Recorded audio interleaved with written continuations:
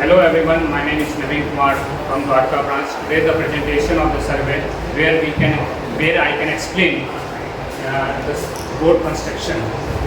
सबसे पहले हम लोग देखते हैं कि रोड कंस्ट्रक्शन में यहाँ देखिए फिगर दिए हुए हैं जो फ्लेक्चर रोड पेमेंट के डिज़ाइन है। ठीक है, हम लोग रोड कंस्ट्रक्शन दो तरह के करते हैं, एक फ्लेक्चर रोड करते हैं, फ्लेक्चर वाले रोड करते हैं, एक रिजिड वाले रोड करते हैं। ठीक है, ये जहाँ तक जिसमें कि फ्लेक्चर वाले रोड में होते हैं कि grain to grain load transfer होते हैं और रिजिड वाले में layer to layer load transfer होते हैं।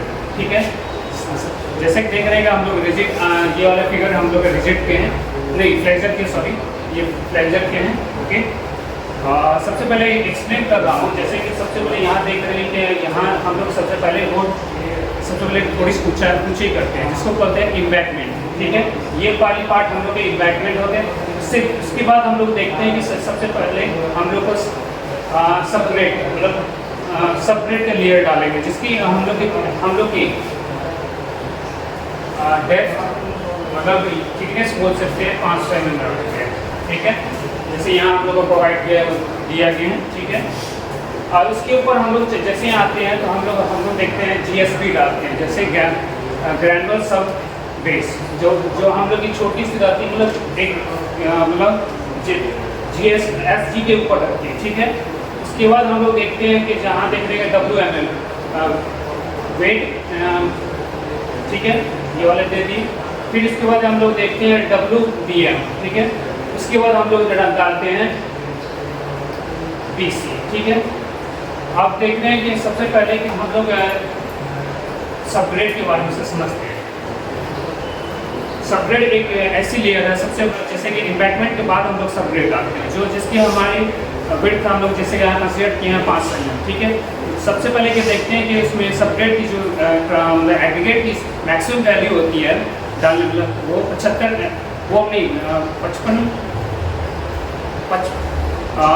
mm की होती है। ठीक है, जैसे कि और देख रहे हैं कि उसकी अगर मतलब उसकी जो एग्रीगेट की सीवीआर वैल्यू होती है, मतलब सीवीआर रेशियो होती है, वो लेस देन 10 नहीं होनी चाहिए। ठीक है, और उसके बाद हम लोग देखते हैं कि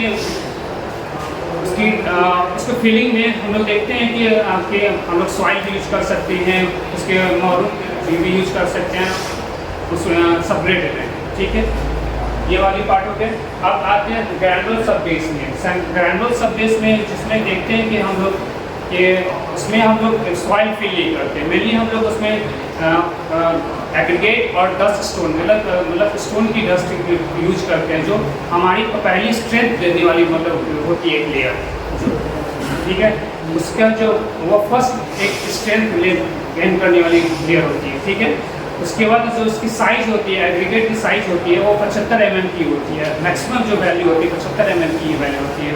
ठीक है, और उसको जो स्प्रेडिंग करने के लिए हम लोग ग्रेडर को यूज करते हैं। ठीक है, ये वाली बात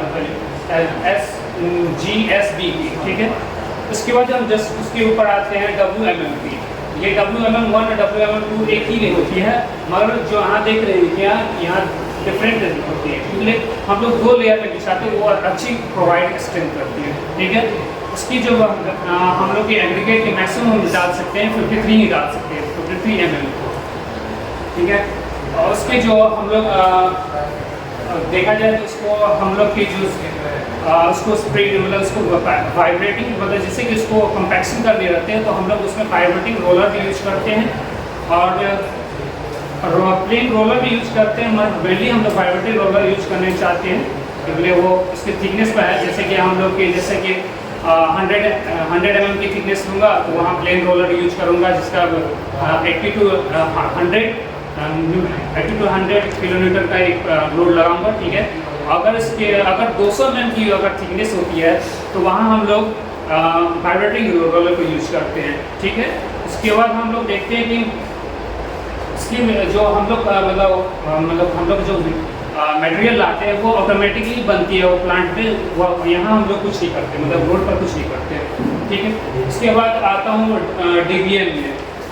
DBM में देखा जाता है कि हम लोग की एक डेंस मैग्नम बिटवीन मैग्नम हुई। ठीक है, इसमें देखा जाता है कि वो हमारी वैल्यू जैसे देख रहे थे हम लोग डीबीएम में कि वो एक बेस लेयर होती है बिटवीन कंक्रीट की, ठीक है। उसके लेयर की थिकनेस होती है वो 75 से 100 mm तक हम लोग डाल सकते हैं, जिसमें कि हम लोग देख सकते हैं कि ये हम लोग के डीबीएम मल्टीपल लेयर में डाल सकते हैं, वो उसको कोई दिक्कत नहीं होती है।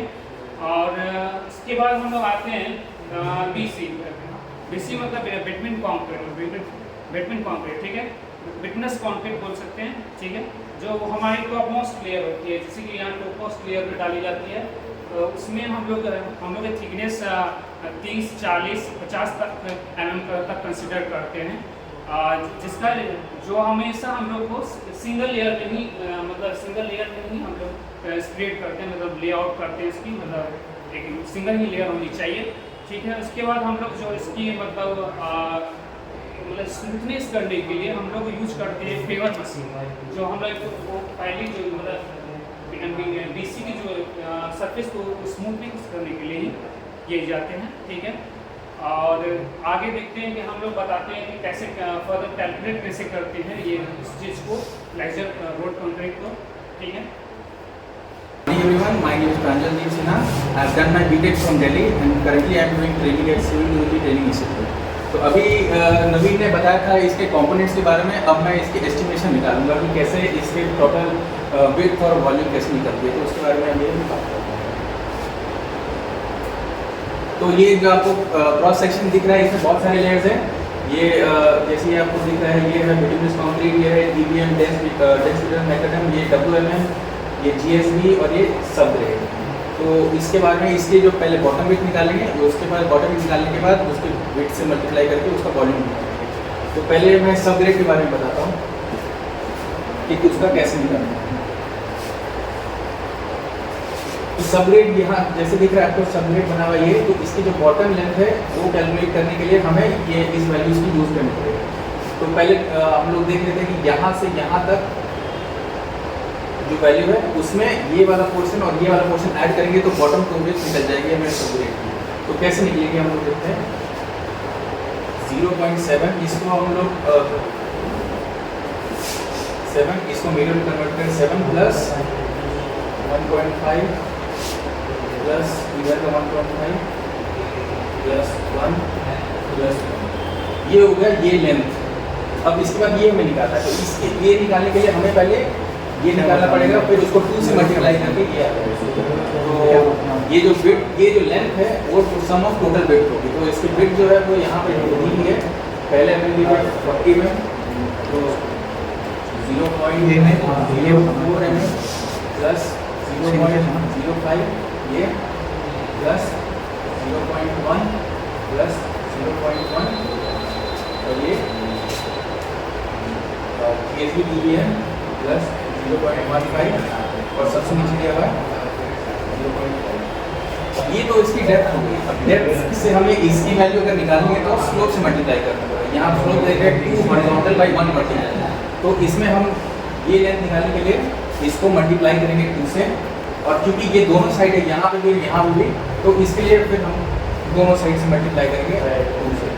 ये जो टोटल आया हमारा, ये टोटल होगा ये बॉटम टो विड्थ ये। अब सिमिलरली हम लोग इसका टॉप टो विड्थ निकालेंगे, तो इसमें हम लोग बस ये करेंगे कि यहाँ पे एक 0.5 माइनस कर देंगे, तो फिर ये वाला जो विड्थ है वो बन जाएगा, तो ये वाला टोटल निकल जाएगा, जो कि आ जाएगा आपका जीएसबी लेयर का टोटल। ऐसे ही करते करते फिर हम लोग इसका निकालेंगे, इसका करके इसका निकालेंगे, तो यहाँ तक तो हम लोग निकालेंगे इसमें जैसे ये है, तो यहाँ का तो ये हट जाएगा,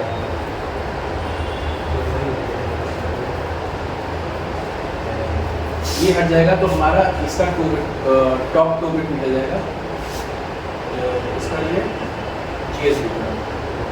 ये तो हमने निकाल दिया जीएसबी का टॉप टो विड्थ। अब ये लेयर, ये दोनों लेयर हमने डिस्कस कर लिया। अब इसका हमें कैसे, और इसका जो देखोगे अगर आप, तो top toe width bottom toe width दोनों सेम है।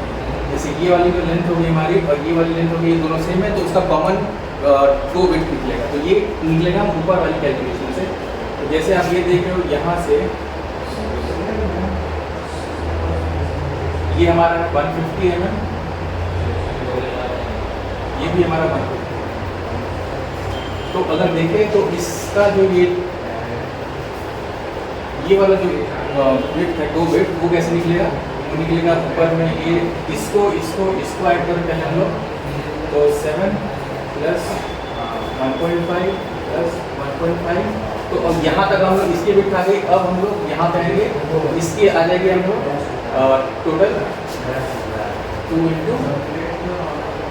0.5, क्योंकि हमने ये वाला भी निकाला और ये वाला भी निकाला, तो ये ऐसे निकल के ये जो टोटल आएगा इसकी वैल्यू, ये हम लोग की निकल के आएगी 2 बिट ऑफ WMM लेयर। ऐसे ही WM2 लेयर का WM1 लेयर है, WM1 लेयर का भी हम सेम कॉन्सेप्ट यूज करेंगे, जैसे ये हमने किया WMM लेयर का ये वाला। अब इसका जो हम लोग ये निकालेंगे, ये WMM1 का निकालेंगे। इसका भी जो पैटर्न है वो सिमिलर होगा, उसमें भी हम लोग ऐड करेंगे 7 + 1.5 + 1.5, और इसमें हम लोग ये वाला बिट निकाल रहे हैं ना हम लोग, इसमें लोग 2 बार ऐड करते हैं, 2 × 1.5। तो ये जो वैल्यू निकल के आएगी वो इसकी टॉप बिट होगी, और सिमिलरली इसका भी हम लोग टॉप 2 बिट निकाल लेंगे। तो ये जो भी हमने वैल्यूज कैलकुलेट किए वो 2 बिट हमने सारी की कैलकुलेट कर ली, इस लेयर की, इस लेयर की, इस लेयर की, इस लेयर की, इस लेयर की। अब हम इसका वॉल्यूम निकालेंगे, तो वॉल्यूम कैसे कैलकुलेट करना है? तो वॉल्यूम जो था, एक जो हमारे जो TCS ड्राइंग दी हुई थी, ये TCS जो ड्राइंग दी हुई थी, तो उसमें एक TCS के जो, जैसे आप देख लो यहाँ से स्टार्टिंग से लेकर एंड तक अगर आप देखोगे तो 0 + 00 और 0 + 650, तो 650 मीटर जो है वो उसकी एक क्रॉस सेक्शन की लेंथ हो गई। तो हम इस वाले पर्टिकुलर कॉलम के लिए जो लेंथ है, लेंथ ऑफ रोड, वो लिखते हैं 650 मीटर। और हमने जो डेप्थ निकाला, अब हमने टॉप बिट तो निकाला ही था, और जो डेप्थ है हर लेयर की वो हमारी यहाँ पे लिखी हुई है। तो जितने भी जो हमारे लेयर्स आएंगे उसको अगर हम लोग इससे मल्टीप्लाई कर दें तो हमारा टोटल वॉल्यूम मिल जाएगा। इस वाले लेयर के लिए जो फॉर्मूला होगा वो ये होगा कि पहले इसकी जो बिट, एवरेज बिट है, क्योंकि ये वाली जो बिट है और ये वाली बिट है वो अलग अलग है, तो उसकी जो एवरेज बिट होगी वो इस बिट प्लस इस बिट को डिवाइड बाई प्लस करके फिर डिवाइड बाई 2 करेंगे, तो इसकी एवरेज बिट मिलेगी। तो ये मान लो अगर हमारे पास कोई वैल्यू आई है x और ये है मान लो y, तो इस लेयर की जो सेपरेट लेयर है उसकी जो एवरेज जो बिट निकलेगी वो निकलेगी x + y/2, जो इसकी एवरेज बिट हो गई सेपरेट लेयर।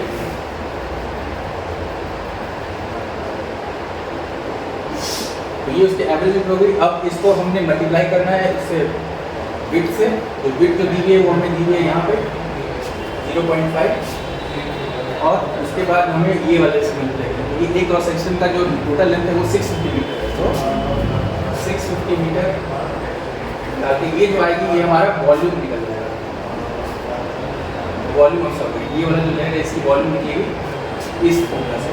सिमिलरली इसका भी वैसे ही करना है।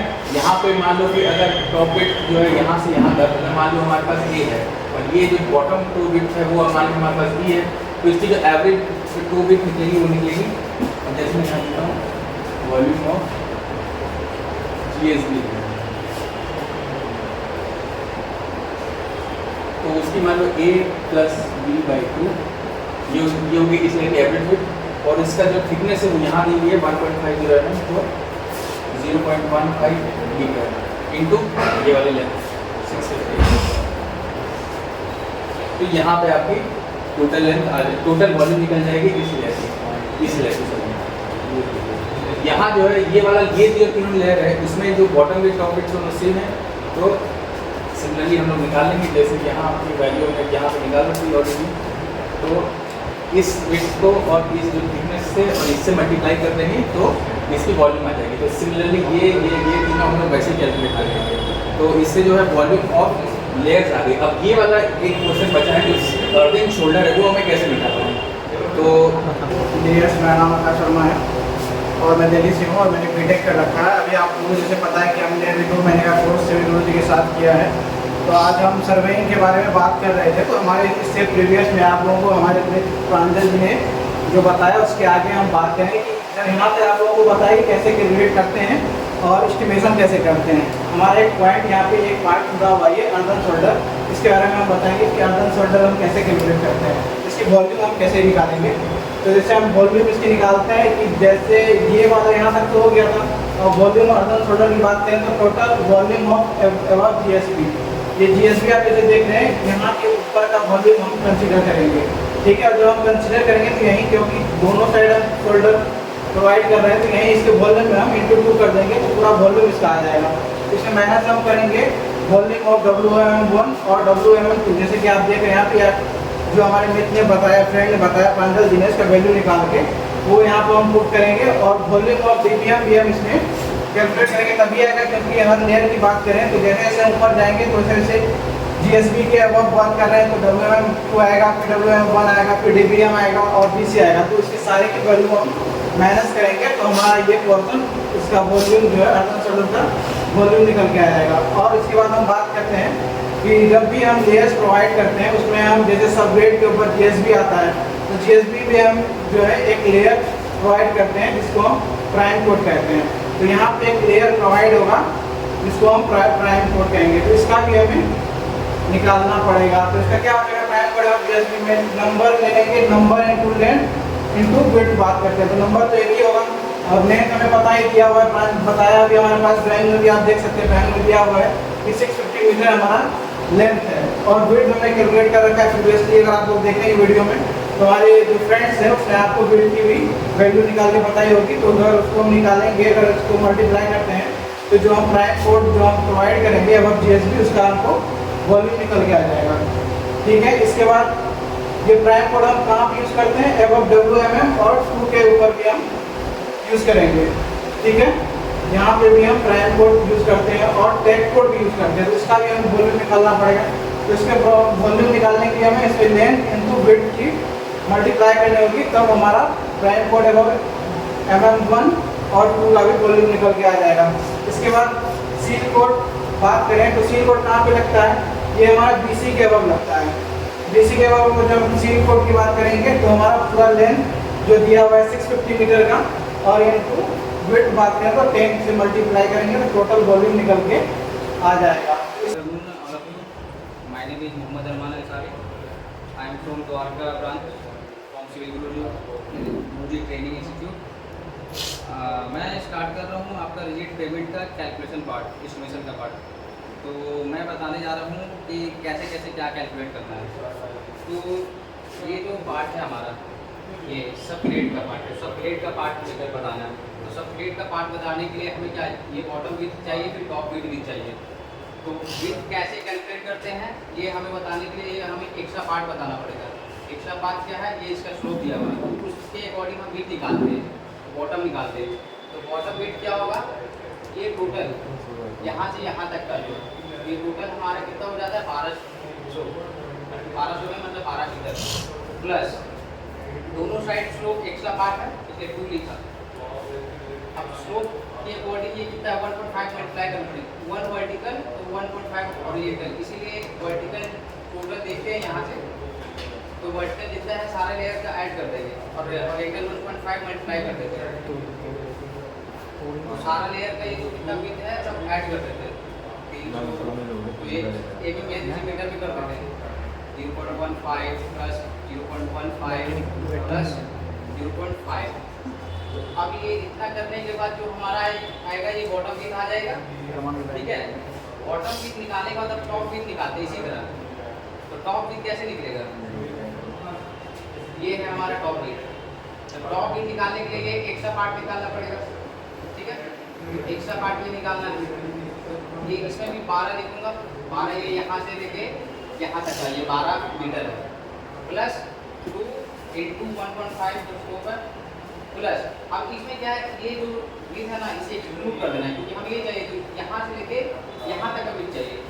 तो अब नीचे का जो विड्थ है वो माइनस छोड़ के बाकी ऐड करना है, तो नीचे कितना है 5, ठीक है 0.5। अब इसे छोड़ के बाकी ऊपर लिखते हैं 0.3 प्लस 0.15 प्लस 0.15।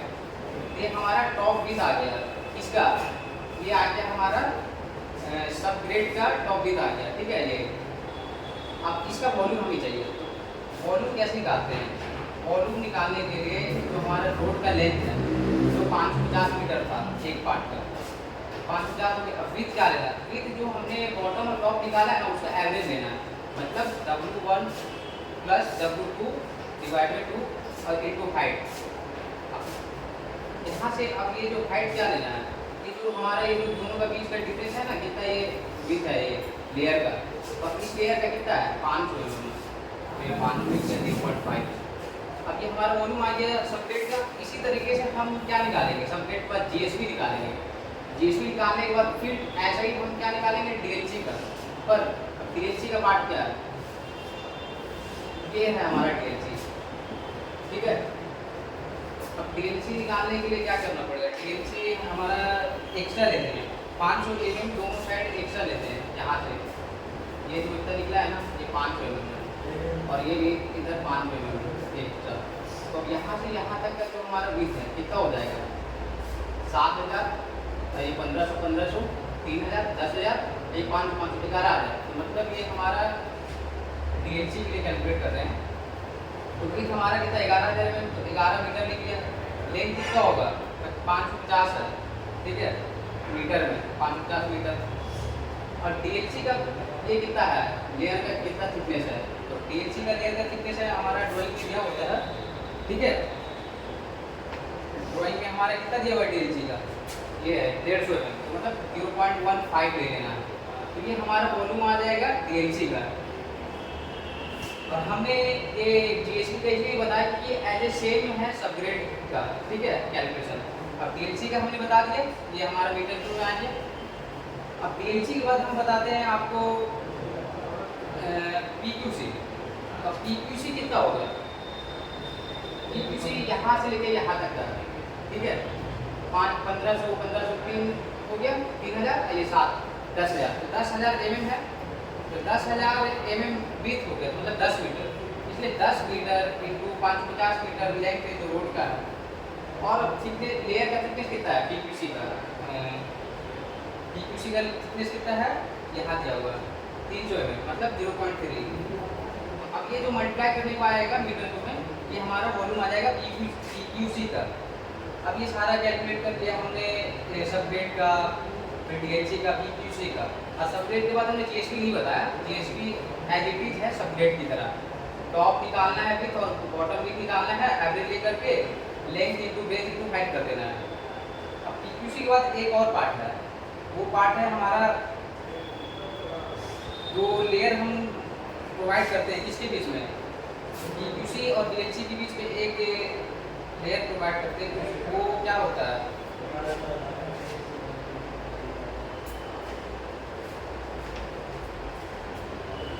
तो ये मैं बता रहा था कि अब एक लेयर प्रोवाइड करते हैं। वो लेयर क्या मतलब बताता है, सेपरेशन मेम्ब्रेन। सेपरेशन मेम्ब्रेन क्या एक प्लास्टिक मटेरियल होता है, तो ये किसके बीच में प्रोवाइड करते हैं, हम प्रोवाइड करते हैं ये आपका हो गया पीक्यूसी और डीएलसी के बीच में, ठीक है, ताकि ये हमें बताता है वाटर वगैरह से ऊपर नहीं आया कैलकुलेशन। इसलिए अब ये इसका क्या मतलब एरिया होगा, इसका जो मेजरमेंट लेते हैं ना ये एरिया में लेते हैं। तो लेंथ कितना है 550 मीटर रोड का, 550 मीटर। विथ कितना लेना पड़ेगा 11 मीटर लेना पड़ेगा, जो हमारा कितना है डीएलसी का विथ है 11 मीटर। अब ये एरिया आ गया मीटर स्क्वायर में, तो ये हमारा क्वांटिटी आ जाएगा सेपरेशन मेम्ब्रेन का, ठीक है। अब हम कैलकुलेट करते हैं कि डॉवेल बार और टाई बार कितना मतलब लगेगा।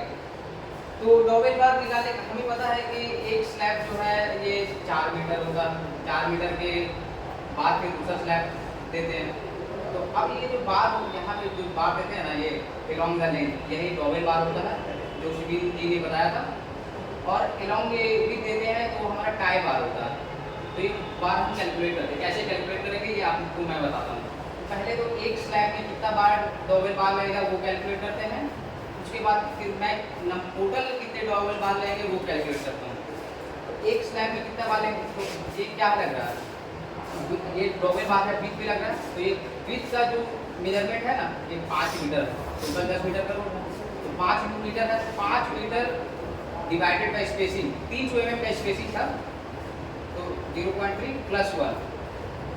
तो ये जो हमारा जो डॉवेल बार था ना वो कैलकुलेट हो गया, ये एक स्लैब में डॉवेल बार।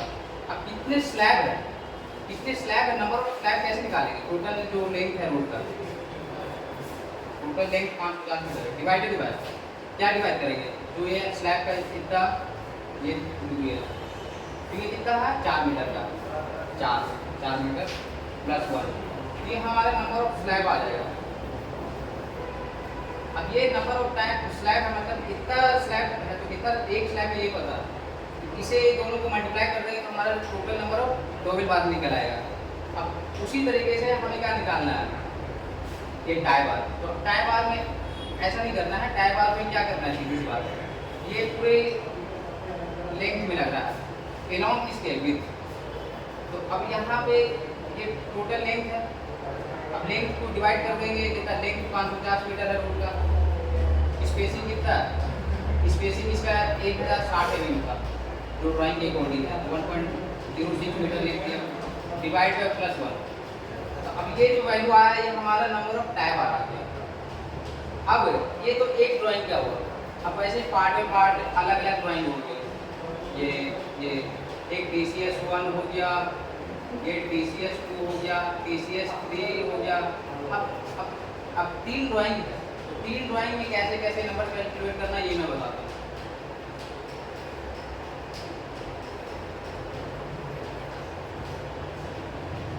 ये जो है मैं ड्रॉ कर रहा हूँ, ये है हमारा टाई बार। तो टाई बार के लिए तो सिंपल है, सारे ड्राइंग का अलग अलग निकाल दिया, ठीक है। अगर पर हमें क्या निकालना है, डोवेल बार, तो डोवेल बार कितना हो गया, ये डोवेल बार।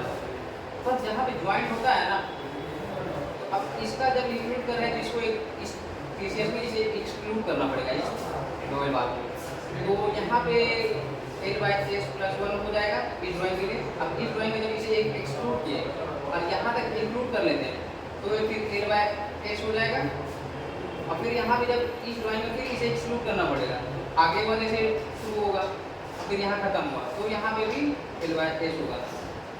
अगर हम दोनों साइड इंक्लूड करते हैं तो हमें पता है एंड टू एंड के लिए +1 करते हैं, जो ये किया। अगर एक साइड इंक्लूड हुआ तो L/S करते हैं, और ऐसा भी हम कर सकते थे कि मतलब दोनों साइड एक्सक्लूड करके सिर्फ बीच का पार्ट वाले लेते हैं, तो वहाँ पे L/S -1 दिया जाता है, ठीक है। Thank you. Good afternoon everyone, my name is Shivin Kumar. I am from telling about rigid payment. सबसे पहले हम ये जानेंगे कि 2 तरह के पेमेंट्स होते हैं रोड कंस्ट्रक्शन में, एक होता है फ्लेक्सिबल पेमेंट और एक होता है रिजिड पेमेंट। आज हम पढ़ने वाले हैं रिजिड पेमेंट के बारे में। तो ये एक ड्राइंग है हमारा, जिसे कहते हैं TCS drawing, typical cross sectional drawing. इसमें हमारे ड्राइंग में सारे डिटेल्स दिए जाते हैं कि किस तरह से रिजिड पेमेंट बनाया जाता है। तो आओ हम सबसे पहले ये देखते हैं कि किस टाइप के लेयर्स हम यूज़ करते हैं पेमेंट को एक रोड कंस्ट्रक्शन को पूरे कंप्लीट करने के लिए। तो हमारे पास में TCS ड्राइंग में दिया गया है, सबसे पहले दिया गया है एक सबग्रेड लेवल। ये 4 लेवल्स होते हैं लेयर्स के रिजिड पेमेंट में, पर फ्लेक्सिबल पेमेंट में होते हैं 5 लेयर। तो दोनों की स्पेसिफिकेशंस अलग हैं, इसमें हमें 4 लेयर मिलते हैं, उसमें हमें 5 लेयर मिलते हैं। सबसे नीचे हमारा होता है NGL, वहाँ पर हम एक एम्बैंकमेंट क्रिएट करते हैं, जो कि होता है नेचुरल सॉइल, जहाँ जो भी लोकली अवेलेबल सॉइल होते हैं उसको हम लेके वहाँ पर एक एम्बैंकमेंट प्रोवाइड करते हैं, जहाँ जो हमारा सबसे प्राइमरी बेस होता है, जहाँ से हम वर्क स्टार्ट करते हैं। जब हमारा एम्बैंकमेंट रेडी हो जाता है उसके बाद हम स्टार्ट करते हैं पहला लेयर बनाना, जो कि होता है हमारा सबग्रेड लेयर। हमारे ड्राइंग में दिया गया जैसे कि 500 mm का हमें सबग्रेड लेयर बनाना है, तो हम इसको डायरेक्टली 500 mm की थिकनेस में पूरा सॉइल फिल नहीं करते, हम इसे स्टेप वाइज कॉम्पैक्शन करके इसे फिल करते हैं। तो अकॉर्डिंग टू IRC हमें ये बताया गया है कि हमें जो मिनिमम 200 लेवल मैक्सिमम 200 mm का लेयर डालकर उसको कॉम्पैक्ट करना है। तो जैसे हमारे पास 500 mm का लेयर है, तो हम इसको 3 लेयर में डिवाइड करेंगे।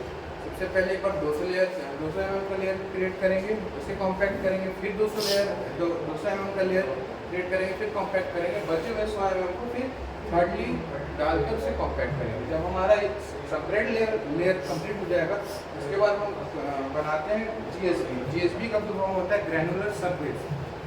जो हमारा GSB होता है वो कंटेन करता है हमारा aggregates with soil and stone dust.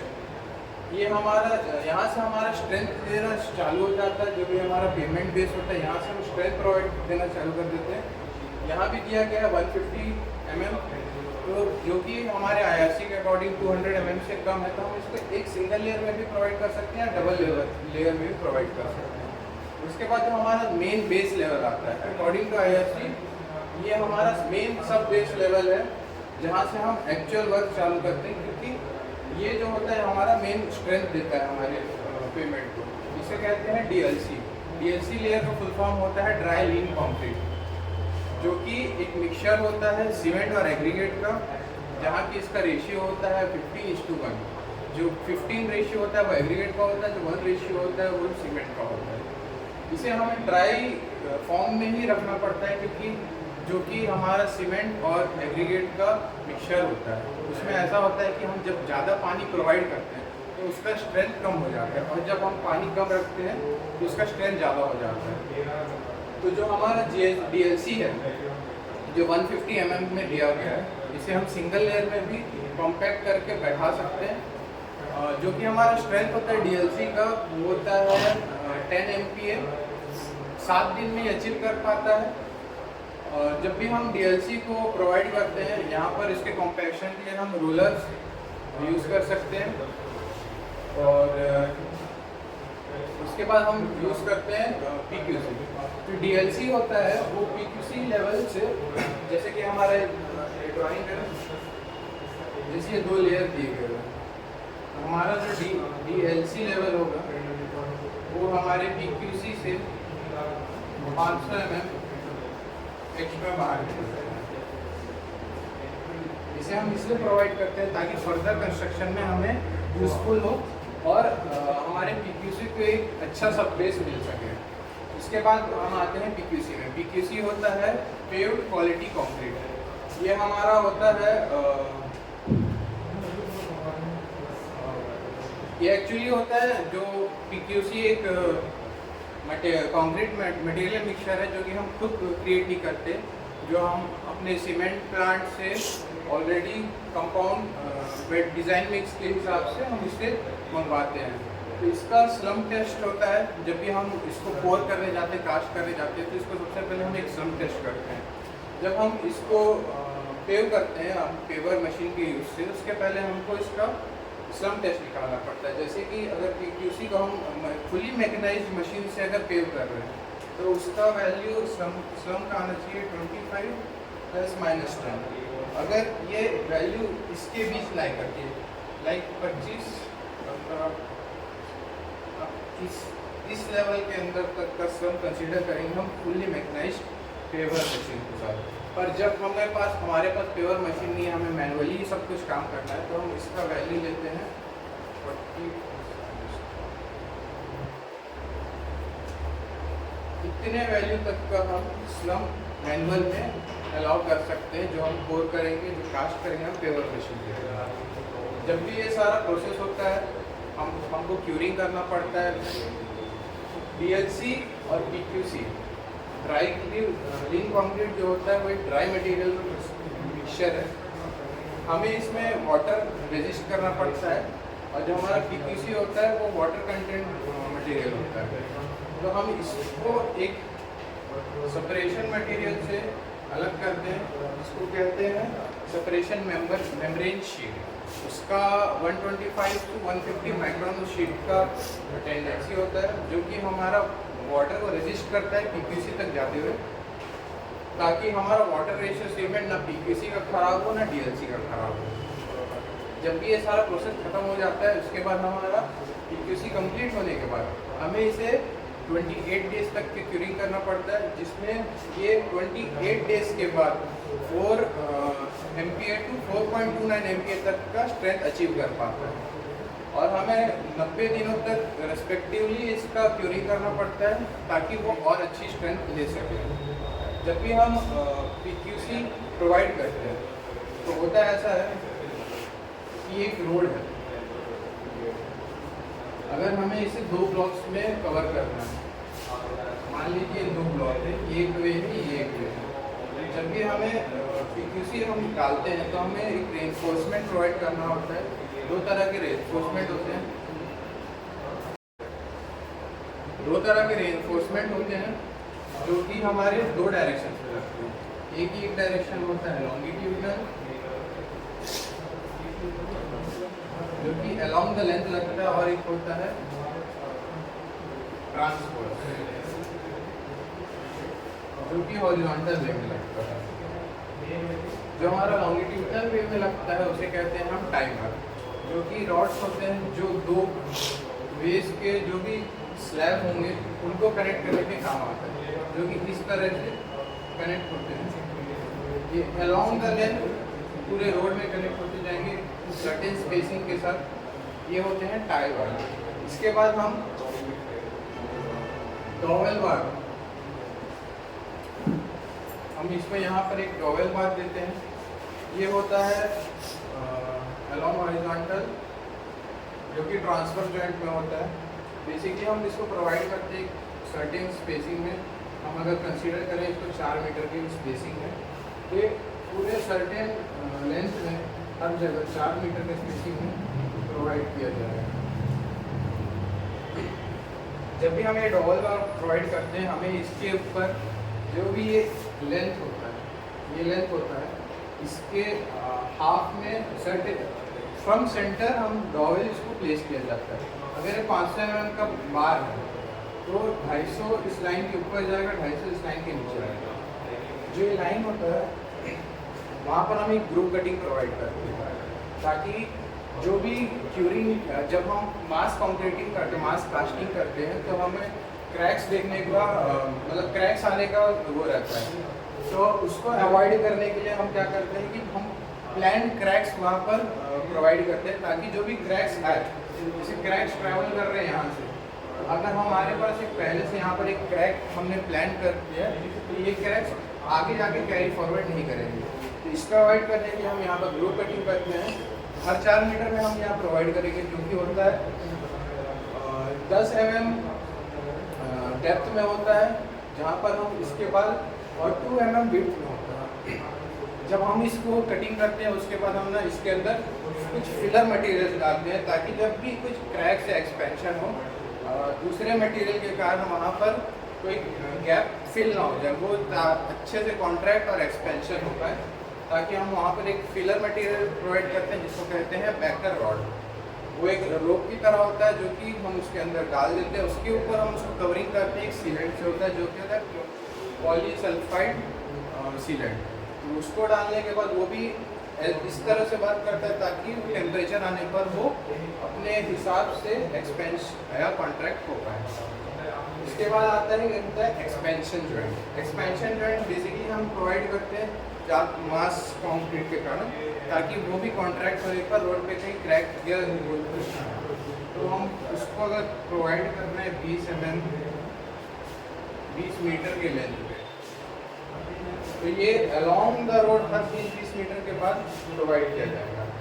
Same process होता है जो ग्रुप कटिंग में होता है, सेम एक्सपेंशन जॉइंट में भी सेम होता है। हम उसको ग्रुप कटिंग देते हैं, पर होता ये है कि जो डेप्थ होता है उसका टोटल डेप्थ, ये जो टोटल डेप्थ है इसका d/3 के लेंथ में इसको यहाँ तक कटिंग किया जाता है। उसके बाद फिलर मटेरियल डालकर उसमें सीलेंट लगाया जाता है। जहाँ ये सब खत्म हो जाता है, सीलेंट लगाने के बाद जितना सब कुछ खत्म हो जाता है, जहाँ से रोड कास्ट हो जाता है, उसके बाद हम बनाते हैं इसके ऊपर टेक्सचर्स कुछ इस तरह के होते हैं। समझ लीजिए रोड है, तो हम इसमें एक लाइन से टेक्सचर किया जाता है। रिजिड पेमेंट को कभी भी स्मूथ सरफेस नहीं बनाया जाता है, हम उसको थोड़ा रफ रखने की कोशिश करते हैं, ताकि फर्दर जो भी कार्स में चल रहे हैं उसमें ब्रेकिंग सिस्टम और बाकी जो भी अकॉर्डिंग टू क्लॉज है वो सब वैलिड है। तो हम इसको टेक्सचर्स में प्रोवाइड करते हैं। जब ये टेक्सचर कंप्लीट हो जाते हैं, इसके बाद हम इस पर एक क्यूरिंग कंपाउंड यूज़ करते हैं, जिसका नाम है एल्यूमिनाइज्ड क्यूरिंग कंपाउंड। ये सिल्वरी सब्सटेंस होते हैं, जो कि हम उसके रोड पे थ्रू आउट द रोड हम पोर करते हुए जाते हैं। उसके बाद हम इसमें रिस्पेक्टिवली क्यूरिंग करते हैं, जो कि 90 दिन 28 दिन तक होता है, ताकि वो अपना स्ट्रेंथ प्रोवाइड कर सके। कुछ तरीके होते हैं क्यूरिंग के, जैसे होते हैं स्प्रिंकलिंग, स्प्रेइंग, पॉन्डिंग, एल्यूमिनाइज्ड क्यूरिंग हम बेड क्लोथ्स का यूज़ कर सकते हैं, गनी बैग्स का यूज़ कर सकते हैं, जो कि हमारे क्यूरिंग में हेल्प करे। That's it.